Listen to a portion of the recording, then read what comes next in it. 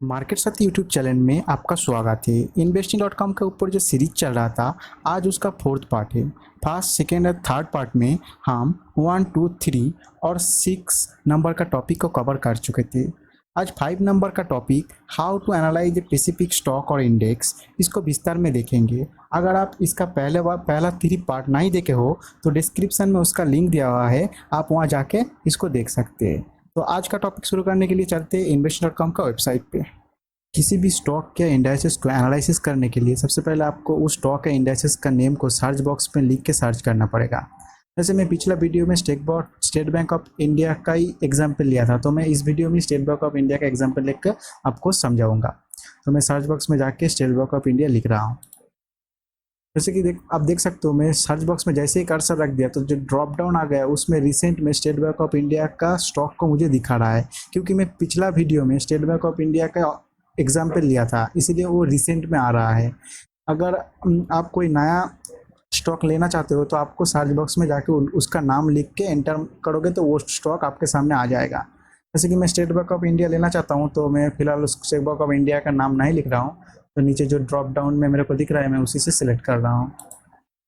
तो आप देख सकते हो यहाँ पे स्टेट बैंक ऑफ इंडिया का स्टॉक ओपन हो चुका है। सबसे पहले आपको यहाँ पे दिखेगा ऐड टू पोर्टफोलियो, मतलब आप इस स्टॉक को अपना पोर्टफोलियो में ऐड करना चाहते हो तो आप यहाँ पे क्लिक करके ऐड कर सकते हो। फिलहाल मैं जो भी पोर्टफोलियो कैसे क्रिएट किया जाता है, उसको कैसे मैनेज किया जाता है, इसके बारे में जो टॉपिक है अभी तक मैंने उस टॉपिक को कवर नहीं किया है। तो आने वाले वीडियो में हम जब कवर करेंगे तो इस पोर्टफोलियो के बारे में डिटेल्स में जानेंगे। फिर नेक्स्ट आता है क्रिएट अलर्ट। इसमें आप अगर चाहते हो कि स्टेट बैंक ऑफ इंडिया का कुछ भी अलर्ट क्रिएट करना है प्राइस के ऊपर, वॉल्यूम के ऊपर, तो आप इसमें अलर्ट भी क्रिएट कर सकते हो। अलर्ट कैसे क्रिएट किया जाता है थर्ड पार्ट में मैं डिटेल्स में चर्चा किया था। अगर आप वो वीडियो नहीं देखे हो तो आप थर्ड पार्ट को जाके देख सकते हो, तो आप इजीली आके यहाँ पे अलर्ट क्रिएट कर सकोगे। फिर यहाँ पे आपको देखेगा स्टेट बैंक ऑफ इंडिया का जो भी लास्ट प्राइस था, मतलब लास्ट ट्रेडेड प्राइस था, वो आपको यहाँ पे देखने को मिल जाएगा। यहाँ पे डेट भी दिया हुआ है, आप देख सकते हो ये किस दिन का प्राइस है। जैसे ये 15 मई का प्राइस है, मतलब लास्ट ट्रेडिंग डे जो था इस शेयर का प्राइस कितना था वो आपको यहाँ पे दिखाई दे रहा है। फिर थोड़ा नीचे आओगे तो आपको वॉल्यूम दिखेगा, मतलब जो लास्ट ट्रेडिंग डे था उस ट्रेडिंग डे में इस शेयर का कितना वॉल्यूम हुआ था वो आपको यहाँ पे दिखाई दे रहा है। फिर बीड एंड आस्क प्राइस भी आपको यहाँ पे मिलेगा। बीड एंड आस्क प्राइस मतलब best buyer and best seller का जो बोली है वो आपको यहाँ पे दिखाई दे रहा है। फिर डेज रेंज देखने को मिलेगा। डेज रेंज मतलब 15 मई को कितना पॉइंट नीचे गया था और कितना पॉइंट हाईएस्ट ऊपर गया था, मतलब किस रेंज में इस प्राइस ट्रेड हुआ था वो आपको यहाँ पे दिखाई देगा। फिर आप नीचे आओगे तो आपको दिखेगा general chart, news analysis, financial technology, forum. ये सभी टैब को हम एक एक करके चर्चा करेंगे। फिलहाल जनरल को देख लेते हैं। जनरल के नीचे है ओवरव्यू। तो फिर आप नीचे आओगे तो आपको यहाँ पे एक चार्ट दिख रहा है। आप अगर टेक्निकल चार्ट इसमें क्लिक करोगे तो आपके पास टेक्निकल चार्ट ओपन हो जाएगा। फिलहाल मैं चार्ट को ओपन नहीं करूंगा, क्योंकि हमारा जो टॉपिक चार्ट के ऊपर आएगा उसमें हम डिटेल्स में चार्ट के बारे में चर्चा करेंगे, तब इसके बारे में देखेंगे। तो फिलहाल मैं चार्ट को इग्नोर कर रहा हूँ यहाँ पे। फिर नीचे आऊँगा, प्राइस पॉइंट दिख रहा है। जैसे यहाँ पे प्रीवियस क्लोज, मतलब 15 तारीख को इसका लास्ट ट्रेडिंग डे था, तो 14 तारीख का कितना रुपये में ये क्लोज हुआ था वो आपको यहाँ पे दिखाई दे रहा है। ओपन मतलब 15 तारीख को कितना रुपए में ये ओपन हुआ था। फिर नेक्स्ट आता है वॉल्यूम, मतलब जो 15 तारीख का कितना वॉल्यूम था वो आपको यहाँ पे दिखाई दे रहा है। फिर एवरेज वॉल्यूम 3 मंथ, मतलब 3 मंथ का जो एवरेज वॉल्यूम है स्टॉक का वो आपको यहाँ पे दिखाई देगा। फिर 1 ईयर चेंज, मतलब एक साल में इस स्टॉक कितना चेंज हुआ वो आपको दिखाई दे रहा है। जैसे SBI 47.28% माइनस हो गया है एक साल में पूरा, मतलब एक साल में एक साल पहले जितना भाव था उससे 47.8% नीचे आ चुका है इसका भाव। फिर आप देखोगे डेज रेंज, मतलब वही है जो एक दिन का जो रेंज है, कितना सबसे कितना नीचे आया था और कितना ऊपर गया था एक दिन के। जो लास्ट ट्रेडिंग डे था वो 15 मई, तो 15 मई का ही आपको यहाँ पे दिखाई दे रहा है। फिर 52 वीक रेंज, मतलब 52 लास्ट 52 वीक में इसका प्राइस सबसे लोएस्ट पॉइंट कितने गया था और सबसे हाईएस्ट पॉइंट कितना ऊपर गया था आपको यहाँ पे दिखाई दे रहा है। फिर नेक्स्ट आपको देखने को मिलेगा मार्केट कैप। यहाँ पे देखेंगे आप स्टेट बैंक ऑफ इंडिया का जितना मार्केट कैप है आपको यहाँ पे देखने को मिलेगा। यहाँ पे दिख रहा है 1.49 ट्रिलियन। इसको करोड़ में कन्वर्ट करोगे तो होगा 1,49,000 करोड़। ये जो मार्केट कैप है ये हर दिन चेंज होता रहता है, क्योंकि मार्केट कैप निकाला जाता है जितना भी शेयर्स आउटस्टैंडिंग रहता है उस शेयर से शेयर का प्राइस को मल्टीप्लाई करके मार्केट कैप निकाला जाता है। जैसे आप यहाँ पे देख सकते हो स्टेट बैंक ऑफ इंडिया का कितना शेयर आउटस्टैंडिंग है, तो आप इस आउटस्टैंडिंग शेयर से जो भी यहाँ पे एक 166.45 अभी भाव चल रहा है एसबीआई का, तो इससे आप मल्टीप्लाई कर दोगे आउटस्टैंडिंग शेयर से तो आपको मार्केट कैप मिल जाएगा। शेयर्स का प्राइस हर डे चेंज होता रहता है, तो इसी हिसाब से मार्केट कैप भी चेंज होता रहता है। फिर नेक्स्ट आपको देखने को मिलेगा पीई रेशियो, मतलब price to earning ratio. State Bank of India का कितना प्राइस टू अर्निंग रेशियो है ये आपको यहाँ पे देखने को मिल जाएगा। पी रेशियो भी हर डे चेंज होता रहता है, क्योंकि पी रेशियो भी निकाला जाता है प्राइस से ही, मतलब प्राइस को ईपीएस से डिवाइडेड करोगे तो पी रेशियो आएगा। क्योंकि एसबीआई का प्राइस हर डे चेंज होता रहता है तो पी रेशियो भी चेंज होता रहता है। फिर आपको नेक्स्ट दिखेगा रेवेन्यू, मतलब एसबीआई का जो लास्ट अर्निंग रिलीज हुआ था उसके हिसाब से क्या रेवेन्यू था वो आपको यहाँ पे देखने को मिलेगा। फिर ईपीएस भी देखने को मिलेगा, मतलब अर्निंग पर शेयर, वही लास्ट जो रिजल्ट डिक्लेयर हुआ था उसके हिसाब से आपको यहाँ पे देखने को मिलेगा। फिर डिविडेंड यील्ड यहाँ पे नॉट एप्लीकेबल दिखा रहा है, मतलब एसबीआई डिविडेंड जो भी रिजल्ट आया था उस समय दिया नहीं था, इसीलिए यहाँ पे नॉट एप्लीकेबल दिखा रहा है। फिर बीटा वैल्यू दिखेगा। बीटा वैल्यू जो है वो किसी भी शेयर का वोलेटिलिटी को मेजर करता है। जनरली एक से ज़्यादा बीटा रहता है तो उसको वोलेटाइल स्टॉक माना जाता है, और एक से कम रहता है उसको कम वोलेटाइल स्टॉक माना जाता है। तो यहाँ पे एसबीआई के केस में 1.39 बीटा वैल्यू दिख रहा है, तो मतलब यहाँ पे मार्केट के कंपैरिजन में एसबीआई का स्टॉक ज़्यादा वोलेटाइल है। तो 1.39 मैं इसको एज्यूम कर रहा हूँ 1.4, तो मार्केट अगर 10% से ऊपर या नीचे जाएगा तो एसबीआई का स्टॉक 14% से ऊपर या नीचे जाने का पॉसिबिलिटी रहेगा इसका बीटा वैल्यू के अनुसार। फिर नेक्स्ट आता है अर्निंग डेट, मतलब इसका आने वाला कौन सा डेट में इसका अर्निंग को रिलीज किया जाएगा वो आपको यहाँ पे दिखाई देगा। जैसे मई 22 को इसका नेक्स्ट अर्निंग रिलीज किया जाएगा। फिर यहाँ पे आप अपना सेंटिमेंट भी वोट कर सकते हो। जैसे आपको क्या लगता है एसबीआई का स्टॉक आगे आने वाला दिन में बुलिश रहेगा या बेयरिश रहेगा? आपको अगर बुलिश लग रहा है तो आप यहाँ पे बुलिश पे क्लिक करके वोट कर सकते हो, या बेयरिश लग रहा है तो आप बेयरिश पे क्लिक करके वोट कर सकते हो। अगर आप यहाँ पे वोट करोगे तो और भी यूज़र अपना कौन सा क्या अपना ओपिनियन दिया है तो आप वो देख सकते हो, मतलब उनका हिसाब से क्या मार्केट बुलिश रहेगा क्या बेयरिश होगा। अलग अलग यूज़र का जो भी अलग अलग ओपिनियन है आप एक बार यहाँ पे वोट करोगे तो वो आप देख सकते हो। लेकिन ये वोट सिर्फ मार्केट आवर में ही किया जा सकता है। अभी मार्केट ऑफ है तो यहाँ पे वोट नहीं डाला जा सकता है, तो मार्केट जब चालू रहेगा तो आप यहाँ पे वोट डाल सकते हो और अलग अलग यूज़र का ओपिनियन भी आप देख सकते हो। फिर और नीचे आओगे तो स्टेट बैंक ऑफ इंडिया से जुड़ा हुआ जो भी न्यूज़ है आपको यहाँ पर देखने को मिलेगा। फिर नीचे आओगे तो जो भी एनालिसिस है, मतलब एनालिस्ट एनालिसिस पोस्ट करता है वो आपको यहाँ पे देखने को मिल जाएगा। लेकिन ये बहुत ही आउटडेटेड रहता है। मैं देखा बहुत जो भी स्टॉक में ऐसी इसी तरह से एनालिसिस करता हूँ तो ये एनालिसिस सेक्शन में आके देखता हूँ जो उसका एनालिसिस जो भी पोस्ट किया गया था वो बहुत ही आउटडेटेड, ये कुछ काम का ही नहीं है। तो ये आप देखोगे या ना देखोगे तो सेम ही होता है, तो मेरे हिसाब से ये नहीं देखना चाहिए, क्योंकि ये आप देखोगे तो 2014 में ये पोस्ट किया गया था, तो इसका कोई रिलेवेंस ही नहीं रहा। अब फिर नेक्स्ट आता है टेक्निकल समरी कैंडलस्टिक पैटर्न। इसके बारे में हम आगे और भी चर्चा करेंगे, तो फिलहाल मैं इसको यहाँ पे नहीं चर्चा कर रहा हूँ। फिर जनरल टैब के अंदर ओवरव्यू के बाद आता है प्रोफाइल। मैं प्रोफाइल में क्लिक कर रहा हूँ। फिर प्रोफाइल में आके आप सबसे पहले देखोगे कौन सा इंडस्ट्री से बिलोंग करता है एसबीआई स्टॉक, वो आपको यहाँ पे देखने को मिल जाएगा। फिर सेक्टर कौन सा सेक्टर का स्टॉक है वो देखने को मिल जाएगा। कितना एम्प्लॉयज़ है स्टेट बैंक ऑफ इंडिया के पास वो देखने को मिलेगा। इक्विटी टाइप क्या है उसका आपको देखने को मिलेगा। फिर यहाँ पे आपको छोटा सा एक आर्टिकल देखने को मिलेगा, मतलब एसबीआई का जो भी बिजनेस मॉडल भी है उसके बारे में एक आर्टिकल आपको यहाँ पे देखने को मिल जाएगा। फिर कॉन्टैक्ट इन्फॉर्मेशन, मतलब एसबीआई का जो हेड ऑफिस है उसका कॉन्टैक्ट इन्फॉर्मेशन आपको यहाँ पे मिलेगा। फिर आप नीचे आओगे तो देखोगे टॉप एग्जीक्यूटिव्स, मतलब स्टेट बैंक ऑफ इंडिया का जो भी टॉप एग्जीक्यूटिव है उनका नेम और उनका पद आपको देखने को मिलेगा। उसी के साथ साथ कब से वही एग्जीक्यूटिव उस पद में काम कर रहा है उसका ईआर देखने को आपको यहाँ पे मिल जाएगा। फिर उसका एज भी आपको देखने को मिल जाएगा, लेकिन सभी केस में एज यहाँ पे मेंशन नहीं किया गया है, किसी किसी में किया गया है, किसी किसी में नहीं किया गया है। ये सब एग्जीक्यूटिव का नाम देखना का काम तब आता है जब आप क्वालिटेटिव फंडामेंटल एनालिसिस करते हो। फिर नेक्स्ट जाके देखोगे हिस्टोरिकल डेटा। हिस्टोरिकल डेटा के अंदर स्टेट बैंक ऑफ इंडिया का हिस्टोरी का जो भी प्राइस रहा है वो आपको यहाँ पे देखने को मिल जाएगा। वैसे आप यहाँ पे डेली, वीकली, मंथली कुछ भी टाइम पीरियड सेट करके देख सकते हो। आपको अगर वीकली हिस्टोरिकल प्राइस देखना है तो आप वीकली सेट कर सकते हो, मंथली का देखना है तो मंथली सेट कर सकते हो, या डेली का देखना है तो डेली का सेट कर दो। फिलहाल मैं यहाँ पे डेली का सेट करके आपको दिखा रहा हूँ। तो आप यहाँ पे देखोगे लास्ट जो ट्रेडिंग डे था वो 15 मई को था, तो उसका पिछला जो हिस्टोरिकल प्राइस था वो आपको यहाँ पे दिखने को मिल जाएगा। फिर यहाँ पे अप्रैल का 16 तारीख तक है लास्ट। तो आपको अगर उससे भी ज़्यादा पीछे देखना है तो आप यहाँ पे कैलेंडर में जाके अपने हिसाब से डेट चूज कर सकते हो। जैसे आपको अप्रैल का 1 तारीख से देखना है तो आप 1 तारीख को सिलेक्ट कर लोगे, और लास्ट जो ट्रेडिंग डे था 15 तारीख का मई का, तो उसको एक बार क्लिक करोगे तो पूरा ये डेट सिलेक्ट हो जाएगा। फिर आप अप्लाई कर दोगे तो यहाँ पे आपको दिखेगा 15 मई से अप्रैल का 1 तारीख पूरा सिलेक्ट डेटा यहाँ पे आ चुका है।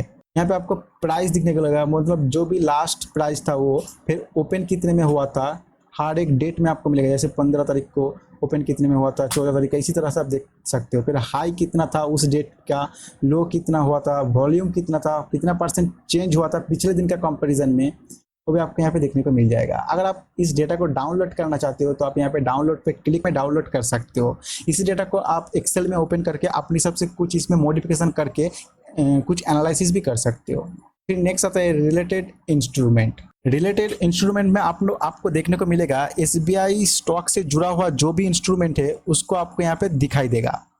जैसे कि एसबीआई का प्राइस में अगर कुछ भी चेंज होता है तो उसी हिसाब से उसी और भी जो भी इंस्ट्रूमेंट है उसमें चेंज होता है, तो उसी सब इंस्ट्रूमेंट को आपको यहाँ पे देखने को मिल जाएगा। जैसे यहाँ पे आपको देख रहा है स्टेट बैंक ऑफ इंडिया का फ्यूचर का जो कॉन्ट्रैक्ट है वो आप दिखने को मिल रहा है। मतलब स्टेट बैंक ऑफ इंडिया का प्राइस अगर ऊपर या नीचे जाएगा तो स्टेट बैंक ऑफ इंडिया का जो फ्यूचर का यहाँ पे कॉन्ट्रैक्ट आपको देखने को मिल जाएगा, तो उसी का प्राइस ऊपर या नीचे जाएगा सेम डायरेक्शन में। तो इसीलिए उसको रिलेटेड इंस्ट्रूमेंट के अंदर रखा गया है। यहाँ पे आपको ऑप्शन का डेटा देखने को नहीं मिलेगा, सिर्फ फ्यूचर का डेटा देखने को मिलेगा। और यहाँ पे आपको सिर्फ 1 मंथ का जो फ्यूचर है करंट मंथ का उसी का ही दिख रहा है। लेकिन किसी भी स्टॉक का अगर फ्यूचर ट्रेड होता है वो तो करंट मंथ, नेक्स्ट मंथ और 4 मंथ का होता है। यहाँ पे सिर्फ आपको करंट मंथ का दिखाई देगा। जैसे मई चल रहा है तो यहाँ पे सिर्फ आपको मई का जो कॉन्ट्रैक्ट है वही देखने को मिलेगा। फिर नेक्स्ट आता है इंडेक्स कंपोनेंट। इंडेक्स कंपोनेंट का मतलब है आपको देखने को मिलेगा शेयर मार्केट में जैसे बहुत सारा इंडेक्सेस रहता है। जैसे यहाँ पे दिया हुआ है Nifty 500, Nifty 50, Nifty 100, Nifty bank. यहाँ पे जो भी इंडेक्सेस आपको देखने को मिल रहा है इस सभी इंडेक्सेस के अंदर स्टेट बैंक ऑफ इंडिया भी शामिल है। मतलब इन इंडेक्सेस का कंपोनेंट में स्टेट बैंक ऑफ इंडिया भी इसके अंदर शामिल है। तो आपको यहाँ पे इसी हिसाब से किसी भी स्टॉक को आप देख सकते हो कि उस स्टॉक कौन सी इंडेक्सेस के अंदर है। फिर नेक्स्ट आता है चार्ट। फिलहाल मैं चार्ट सेक्शन के अंदर नहीं जाऊंगा, जब चार्ट का टॉपिक आएगा उसमें मैं डिटेल्स में बताऊंगा। फिर नेक्स्ट है news and analysis. News and analysis में आपको दिखेगा एसबीआई स्टॉक के से जुड़ा हुआ जो भी न्यूज़ है वो आपको यहाँ पे देखने को मिल जाएगा। फिर आप ये एनालिसिस एंड ओपिनियन पे क्लिक करोगे तो आपको यहाँ पे एनालिसिस देखने को मिलेगा। जैसे कि आपको मैं बताया ये बहुत ही आउटडेटेड रहता है, तो इसको देखना और ना देखना एक ही है। फिर नेक्स्ट आता है फाइनेंशियल्स। फिर फाइनेंशियल्स के अंदर आपको देखने को मिलेगा स्टेट बैंक ऑफ इंडिया का जो भी रिजल्ट आया है उसका कंपैरिजन करने को भी मिल जाएगा। फिर आप इनकम स्टेटमेंट के अंदर जाके इनकम स्टेटमेंट का भी कंपैरिजन कर सकते हो, मतलब लास्ट ईयर के साथ अभी करंट ईयर का कंपैरिजन कर सकते हो। फिर बैलेंस शीट में आप ऐसे ही कंपैरिजन कर सकते हो। लेकिन जो बहुत ज़्यादा रेशियो रहता है, जो एक इफेक्टिवली फंडामेंटल एनालिसिस करने के लिए जो चाहिए इस वेबसाइट पे आपको उतना इफेक्टिवली नहीं मिलेगा। लेकिन टेक्निकल एनालिसिस के लिए investing.com बढ़िया है। अगर आपको फंडामेंटल एनालिसिस करना है तो आप किसी दूसरा वेबसाइट में जाके चेक कर सकते हो। यहाँ पे सिर्फ आप एक ओवरव्यू ले सकते हो, उतना इफेक्टिवली आप चेक नहीं कर सकते हो। जैसे मैं आपको यहाँ पे दिखा रहा हूँ, जैसे फाइनेंशियल समरी, यहाँ पे आप नीचे आओगे तो आपको एनुअल एंड क्वार्टरली आप सिलेक्ट कर सकते हो। जैसे एनुअली आपको देखना है तो आप एनुअली सिलेक्ट करोगे, अगर आपको क्वार्टरली एनालिसिस देखना है तो आप क्वार्टरली सिलेक्ट करोगे।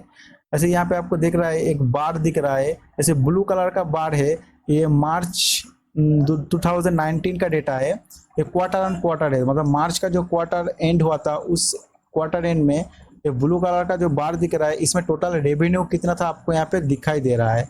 जो ग्रे कलर का बार है नीचे आपको छोटा सा यहाँ पे दिख नहीं रहा है ठीक से, मतलब नेट इनकम वहाँ पे कितना हुआ था वो भी आपको दिख रहा था। तो फिर नेक्स्ट जून क्वार्टर में कितना हुआ सेम आप एक की तरफ से देख सकते हो, उसमें टोटल रेवेन्यू कितना हुआ था, नेट इनकम में कितना है।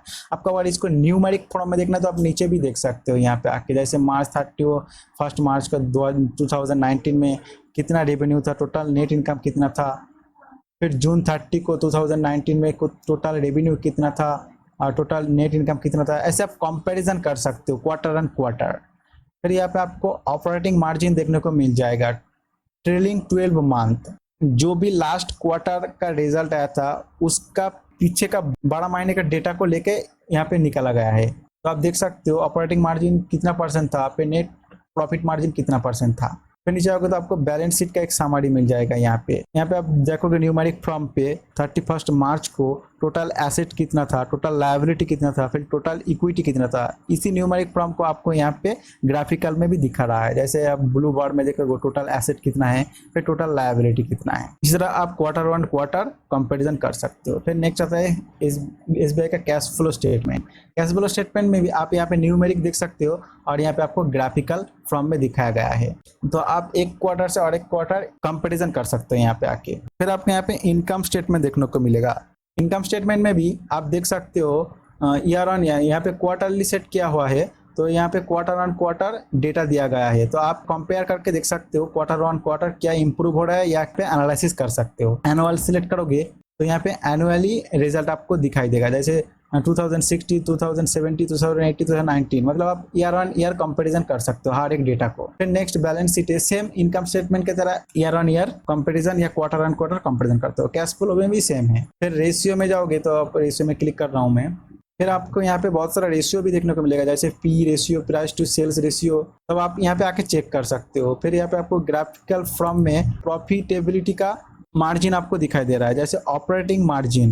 यहाँ पे आप कर्सर रखोगे तो देखेगा TTM, मतलब ट्रेलिंग 12 मंथ, मतलब एक साल का ऑपरेटिंग मार्जिन क्या है और 5 ईयर्स का एवरेज ऑपरेटिंग मार्जिन क्या है। फिर प्री टैक्स मार्जिन, मतलब एक साल का प्री टैक्स मार्जिन कितना परसेंट था और 5 ईयर्स का एवरेज मार्जिन कितना परसेंट था। फिर इसको आप न्यूमेरिक फॉर्म में देखना चाहते हो तो नीचे भी आपके आके देख सकते हो। इसी तरह आपको मैनेजमेंट इफेक्टिवनेस का भी एक समरी मिल जाएगा, जैसे यहाँ पे रिटर्न ऑन इक्विटी, मतलब एक साल का रिटर्न ऑन इक्विटी कितना था और 5 इयर्स का एवरेज रिटर्न ऑन इक्विटी कितना था, आपको यहाँ पे भी देखने को मिल जाएगा। खुद आके यहाँ पे सब एक एक करके देख सकते हो। फिर नेक्स्ट आता है डिविडेंड्स। डिविडेंड सेक्शन के अंदर आप आके देख सकते हो जो स्टेट बैंक ऑफ इंडिया कब कितना डिविडेंड डिक्लेयर किया था। जैसे इसका लास्ट दिया था 2017 26 मई को, उसके बाद कोई भी डिविडेंड दिया नहीं गया। तो आप मतलब कोई भी स्टॉक का डिविडेंड सेक्शन में आके उसका हिस्टोरिकल जो डिविडेंड दिया था वो चेक कर सकते हो। फिर आता है अर्निंग्स। अर्निंग्स सेक्शन में आप आओगे तो आपको यहाँ पे एक ग्राफिकल फॉर्म में भी दिखने को मिल जाएगा और नीचे आओगे तो आपको न्यूमेरिक फॉर्म में भी दिखने को मिलेगा, जैसे कौन सी तारीख को SBI का जो भी अर्निंग है वो रिलीज किया गया था। यहाँ पे आपको क्वार्टरली अर्निंग को ही दिखा रहा है, इसमें पीरियड एंड, मतलब कौन सी पीरियड एंडिंग का डेटा है वो आपको यहाँ पे दिखाई दे रहा है। फिर यहाँ पे EPS का एक्चुअल क्या आया था और फोरकास्ट क्या किया गया था आपको यहाँ पे दिखाई देगा। फिर रेवेन्यू एक्चुअल क्या आया था और फोरकास्ट क्या किया गया था वो भी आपको यहाँ पे दिखाई दे रहा है। इसी न्यूमेरिक फॉर्म को आपको यहाँ पे ग्राफिकल रिप्रेजेंटेशन के साथ भी दिखाया गया है, जैसे यहाँ पे दिखाई दे रहा है मई 2019 का जो रेवेन्यू है वो एक्चुअल कितना आया था, और यहाँ पे जो आपको एक येलो कलर का छोटा सा कलर बार दिख रहा है इतना तक फोरकास्ट किया गया था और एक्चुअल आया था इसके ऊपर। फिर नीचे ग्रे कलर का जो है वो EPS है, मतलब एक्चुअल EPS, और ऊपर आपको दिख रहा है एक येलो कलर का, उतना तक इसका फोरकास्ट किया गया था। इस हिसाब से आप अलग अलग क्वार्टर का देख सकते हो कितना फोरकास्ट किया गया था, कितना एक्चुअल आया था रेवेन्यू, और कितना EPS फोरकास्ट किया गया था, कितना एक्चुअल आया था। आप न्यूमेरिक फॉर्म में भी देख सकते हो और ग्राफिकल फॉर्म में भी देख सकते हो। फिर इसका लास्ट रिलीज कब हुआ था, मतलब लास्ट जो अर्निंग रिलीज किया गया था वो कब किया गया था, आप यहाँ पे देख पाओगे 31 जनवरी को इसका लास्ट रिलीज किया गया था। नेक्स्ट आता है टेक्निकल एनालिसिस। टेक्निकल एनालिसिस का आपको यहाँ पे सबसे पहले टाइम पीरियड, कौन सा टाइम पीरियड का टेक्निकल एनालिसिस देखना चाहते हो, जैसे 1 मिनट से चालू करके मंथली तक का यहाँ पे टाइम पीरियड दिया हुआ है। तो मैं फिलहाल आपको यहाँ पे डेली का सिलेक्ट करके दिखा रहा हूँ। तो डेली का जो चार्ट बनता है उसके ऊपर जो टेक्निकल समरी है वहाँ पे स्ट्रॉन्ग सेल दिखा रहा है। ऐसे मूविंग एवरेज यहाँ पे 12 मूविंग एवरेज लगाया गया है, 12 के 12 मूविंग एवरेज सेल सिग्नल दे रहा है, तो यहाँ पे कंक्लूजन है स्ट्रॉन्ग सेल।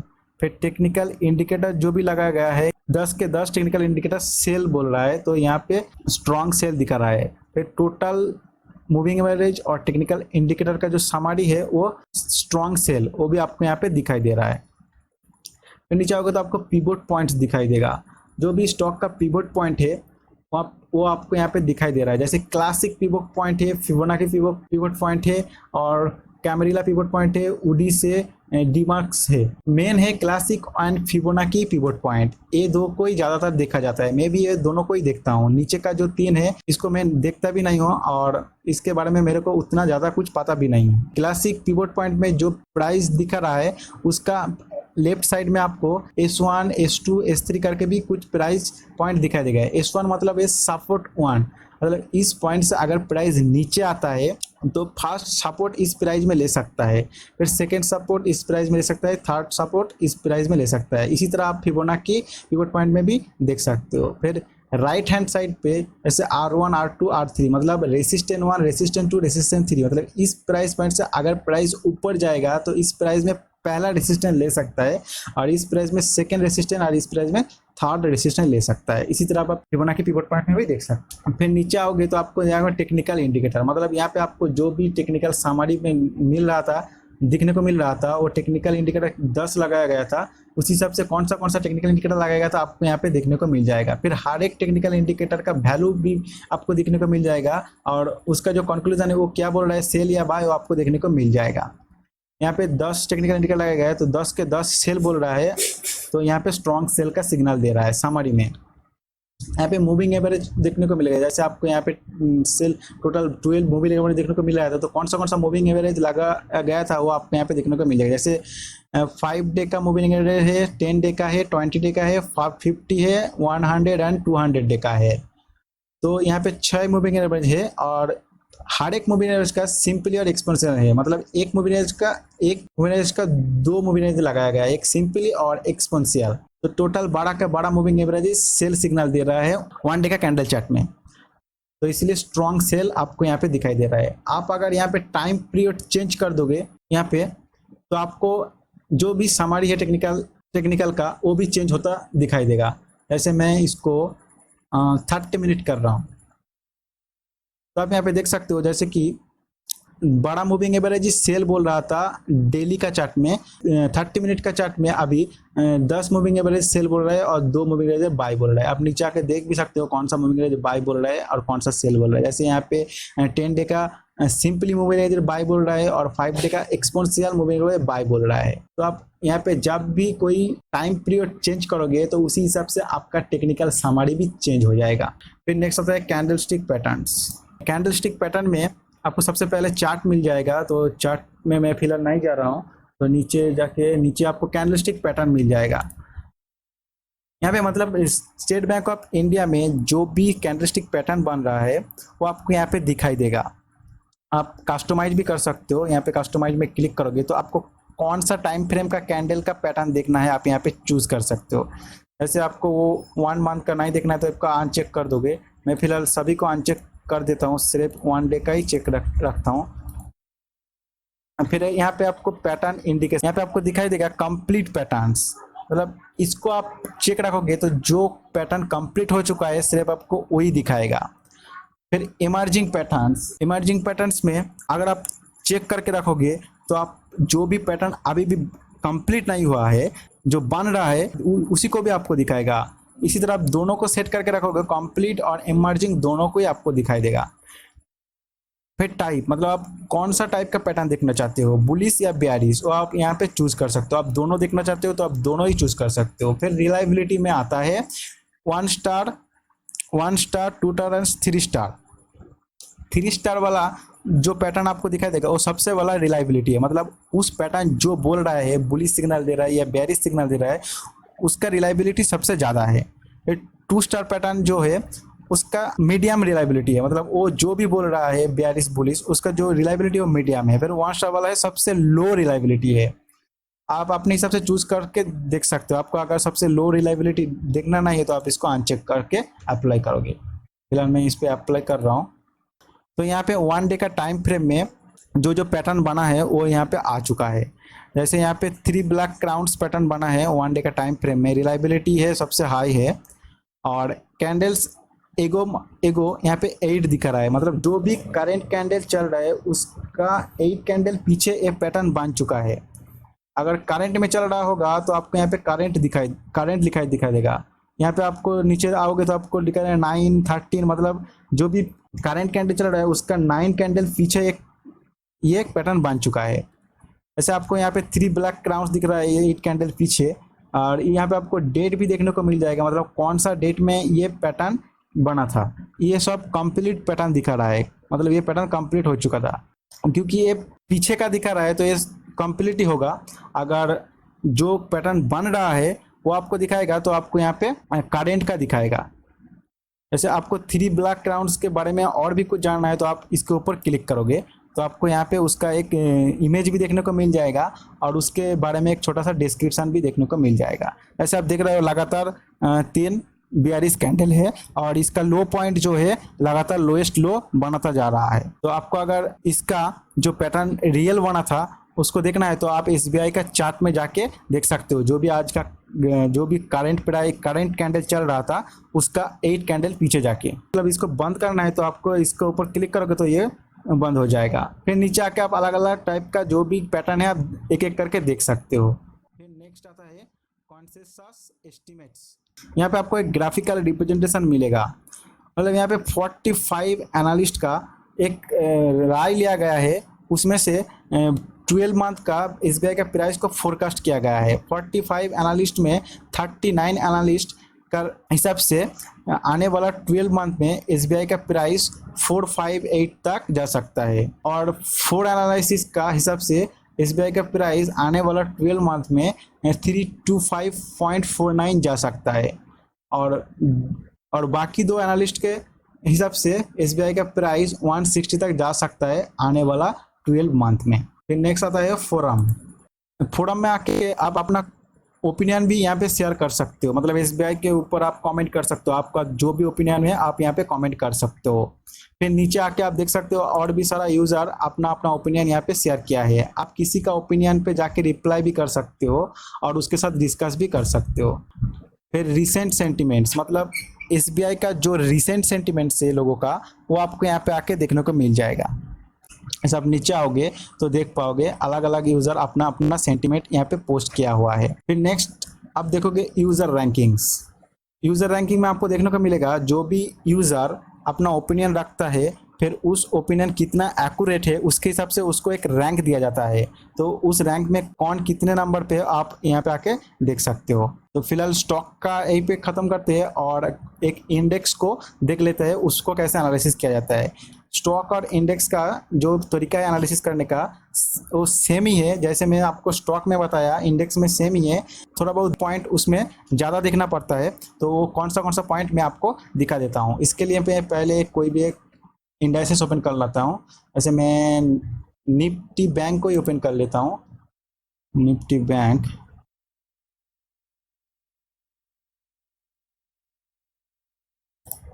यहाँ पे मैं सभी पॉइंट को दोबारा और विस्तार में नहीं बताऊंगा, तो जो अलग 2 पॉइंट है वो मैं आपको बता देता हूँ। यहाँ पे आपको कंपोनेंट्स मिलेगा, इसके ऊपर आप क्लिक करोगे तो आपको यहाँ पे स्टॉक देखने को मिल जाएगा। मतलब जो मैं यहाँ पे निफ्टी बैंक सिलेक्ट किया हुआ हूँ तो इस इंडेक्स के अंदर कौन सा स्टॉक है आपको यहाँ पे दिखने को मिल जाएगा। जैसे निफ्टी बैंक के अंदर ये जो सब आपको स्टॉक यहाँ पे दिख रहा है ये सब निफ्टी बैंक के अंदर शामिल है। फिर आप किसी भी इंडाइसेस को उठाओगे और उसका कंपोनेंट्स में आओगे तो आपको उस इंडाइसेस के अंदर कौन सा स्टॉक है आपको यहाँ पे दिखने को मिल जाएगा। फिर उसका प्राइस देखने को मिल जाएगा, मतलब लास्ट प्राइस हर एक स्टॉक का लास्ट प्राइस क्या था, high low change and percentage volume आपको दिखने को मिल जाएगा। यहाँ पे टाइम देखने को मिल जाएगा कौन सा डेट का ये सब प्राइस डेटा दिखा रहा है वो।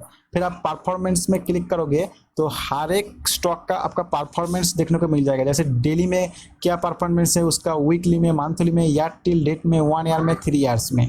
फिर टेक्निकल में क्लिक करोगे तो आपको टेक्निकल ओवरव्यू मिल जाएगा। जैसे आवरली चार्ट में हर एक स्टॉक का क्या टेक्निकल ओवरव्यू है आपको देखने को मिल जाएगा, डेली में, वीकली में, मंथली में। फिर फंडामेंटल में क्लिक करोगे तो आपको हर एक स्टॉक का फंडामेंटल का भी ओवरव्यू मिल जाएगा, जैसे कितना वॉल्यूम था, मार्केट कैप कितना था, रेवेन्यू कितना है, फिर पी रेशियो क्या है, बीटा वैल्यू क्या है इसका, तो हर एक स्टॉक का अलग अलग करके आपको यहाँ पे देखने को मिल जाएगा। और एक पॉइंट है यहाँ पे रिलेटेड इंस्ट्रूमेंट। यहाँ पे आप देख सकते हो जो निफ्टी बैंक का जो फ्यूचर का कॉन्ट्रैक्ट है करंट मंथ का, वो आपको यहाँ पे देखने को मिलेगा। और ईटीएफ है, मतलब एक्सचेंज ट्रेड फंड, जो भी निफ्टी बैंक से जुड़ा हुआ ईटीएफ है वो आपको यहाँ पे दिखने को मिल जाएगा, क्योंकि निफ्टी ईटीएफ का जो स्कीम है उसके अंदर जो भी इन्वेस्टमेंट आता है उस इन्वेस्ट को डायरेक्ट निफ्टी बैंक का अंदर जो जो स्टॉक शामिल है उसके अंदर ही इन्वेस्ट किया जाता है। तो डायरेक्टली निफ्टी बैंक में जो भी चेंज वगैरह होता है ईटीएफ में भी सेम ही चेंज होता है, इसीलिए उसको भी रिलेटेड इंस्ट्रूमेंट में दिखाया जा रहा है यहाँ पे। आज फिलहाल इतना ही। आगे आने वाला वीडियो में हम देखेंगे कि कैसे एक वॉच लिस्ट क्रिएट किया जाता है और होल्डिंग कैसे क्रिएट किया जाता है, फिर उसको कैसे मैनेज किया जाता है। बहुत सारा स्टॉक का अगर वॉच लिस्ट बनाना है तो एक एक करके ऐड ना करके हम डायरेक्ट कैसे एनएससी का वेबसाइट से स्टॉक को डाउनलोड करके एक साथ वॉच लिस्ट क्रिएट कर सकते हैं, वो भी हम देखेंगे।